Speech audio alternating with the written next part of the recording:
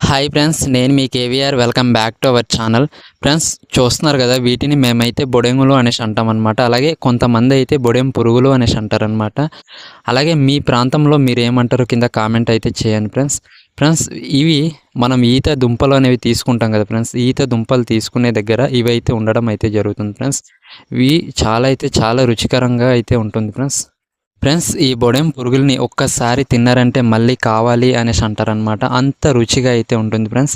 Friends, ఈ బొడెం పురుగుల్ని మా గిరిజనులు ఒక్కొక్కటిగా సేకరించి వీటిని అయితే అమ్ముకోవడం అయితే జరుగుతుంది ఫ్రెండ్స్. చూస్తున్నారు కదా ఫ్రెండ్స్, ఇవి అయితే కన్నా అచ్చం పురుగుల్లో అయితే కనిపిస్తుంది కదా, కానీ వీటి టేస్ట్ అయితే వేరే లెవెల్గా అయితే ఉంటుంది ఫ్రెండ్స్.